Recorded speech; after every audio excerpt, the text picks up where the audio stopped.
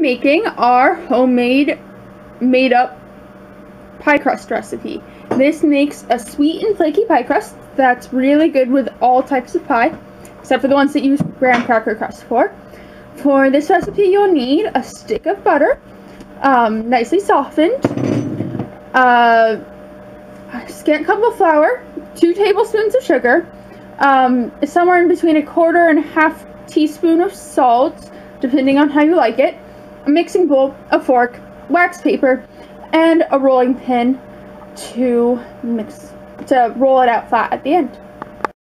Okay, so you need to make sure that the butter is nice and squishy soft, so see how the fork just squishes into it like that, so that it'll mix well with the flour and the sugar. So once it can even be a little bit softer than this. Yeah. Once you've squished up the butter a bit, we'll add the next ingredients. So we've got our scant cup of flour, our prettiest mixing cup. I guess that's not required for the recipe, but hey. Yeah. And in it goes. And then just all at the same time are 2 tablespoons, so not exactly 1/4 cup. But 2 tablespoons is 1/2 of a 1/4 cup. Yeah. Just about it. And then we normally just dump as much salt as we feel like it, but that's about 1/2 teaspoon. 1/2 teaspoon. We make this recipe a lot, so we've got it down pat. And then you just mix it up, and you mix. And it should just stir in. It shouldn't. My butter is a little bit harder than I actually like it to be. But you don't want to go too soft. Having a little bit harder is much better than having way melty butter, because I finish this with my hand. Yeah. So you mix it up with the fork a bit. Sometimes you want to mix with your hand as well, but my butter's just a tad bit hard. But if the butter is, perfectly soft, it won't be too bad. Even if the butter's a little hard, mixing it with your hand warms it up a bit. Makes it come together all nice like. Should kind of look like a dough of Play-Doh. A ball of Play-Doh. Yeah. And as you see, it's getting to that consistency where stuff is sticking together and that it's, all nice and there we not have it. Crunchy. That's perfect. And that's about what it should look like. I mean, it's still a little flaky, but it is all together in a ball. And it does stick to your fingers a bit, but it comes right off. And you don't necessarily want to use flour with it because you don't need any more flour than you've got in there. Right, okay. So, next we'll take... Okay, now that we've cleaned up a bit, you're going to pull 2 nice sized sheets of wax paper. Square. So just as wide as as long as your wax paper is wide. See that? It's a nice square piece. A bit hard to see with the color of our counter, but that's okay. And rip it off nice and easy.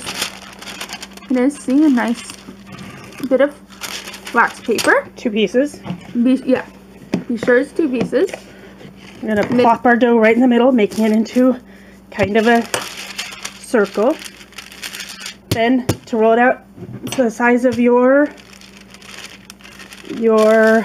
pie tin, you just roll it into a circle to the edges of this piece of wax paper.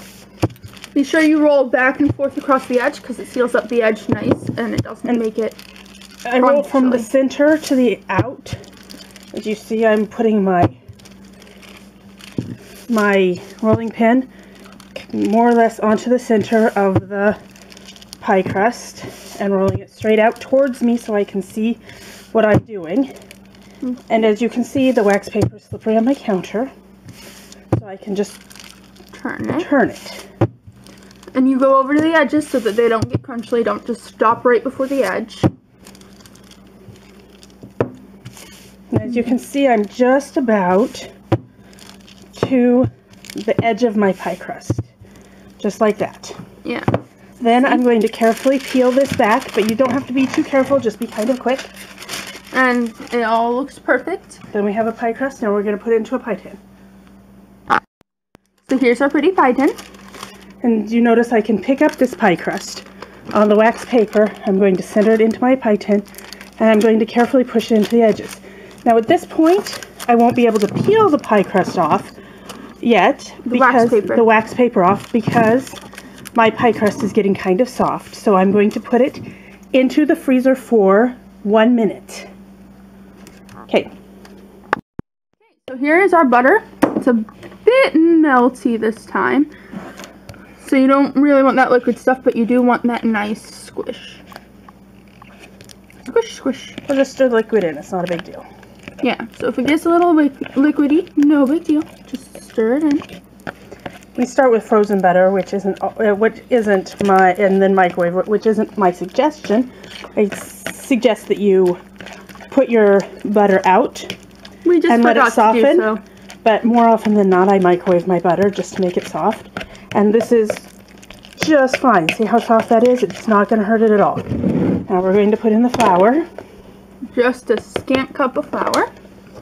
So that means not all the way full. You want about that much.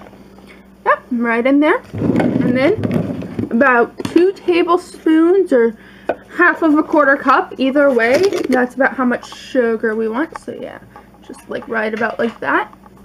And that goes in there too. And then you add the salt. We just measure it to what is right, but that's about half a teaspoon. Half a teaspoon. Yeah. See, and you start mixing it, and it all starts. This one's gonna mix lots better. Yeah. So this one you just mix, and it comes all nice and together, and you see how it forms. If the butter is harder, it mixes a little less easily, and you might have to use your hands so that there is a little bit more heat and it'll mix a little better. But see how this is all coming together to form one big clump. Notably, there is no fluid of any variety in this pie crust. There's no milk, there's no water, there's no vinegar, there's no egg. It just is fat, and it's just your butter, your sugar, your flour. You can use any variety of fat. You can use margarine, you can use Crisco, you can use any variety that's solid at room temperature. You also can use any variety of flour, be it gluten-free flour, rice flour, or just normal white unbleached flour. We use unbleached bread flour. We don't use cake flour even. Yeah. So any old flour will do, just so long as you have some. So now we are making our squares of wax paper, so it should be just about as wide as it is thick. That's kind of what the definition of a square is. Then you pop that right down in the middle, kind of in a pie shape. Because this pie crust is a little bit softer than our last one, it rolls out a little bit easier. Roll from the center towards the edges. Always towards you. Notice I am turning my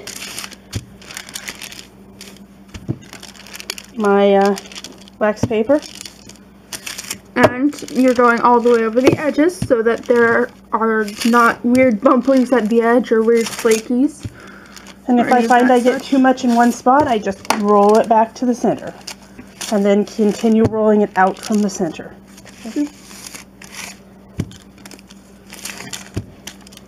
And there we have it.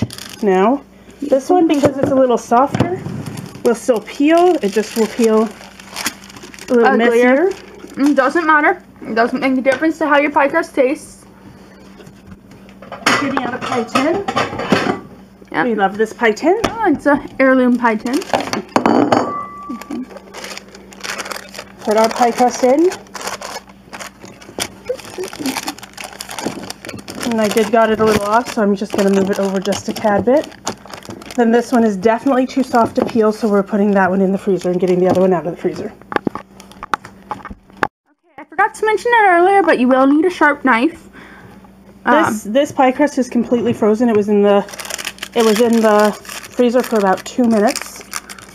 Be a little careful. Completely frozen, so it's going to be super easy to peel off the wax paper. If it's a little less frozen, it is a little harder. Be sure to watch places where your pie crust crinkles so you don't catch wax paper in there.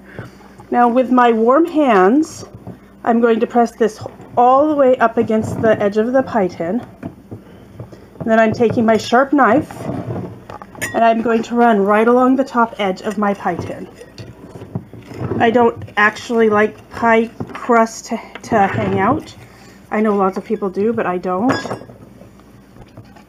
Now I have extra little bits of pie crust. So we can fill in spots. I have a couple of little spots that need to be filled in. So I'm going to fill it in with the cut edge up. And over here, I'm going to take this, I'm going to fill this in with the cut edge up. So my kids always like me to make sure they have a teensy bit left over so they can sample it. Because this pie crust, as a sweet pie crust, is really delicious. And we're going one more time around, and you have a completed pie crust ready for whatever filling you are going to put into it. May it be pumpkin, pecan apple, pie, pecan, chocolate pecan, peach, berry, cherry, rhubarb, whatever you want, so long as you think it'll work well with a sweet crust. Notably, when I'm making my filling, I always leave out about 3/4 cup of sugar because since it is a sweet pie filling, makes your pie sweeter. The other thing I would like to note is I typically make pie crusts individually, but since you watch that process start to finish, obviously it's not a very long process. Okay, thank you for watching. Please enjoy our pie crust.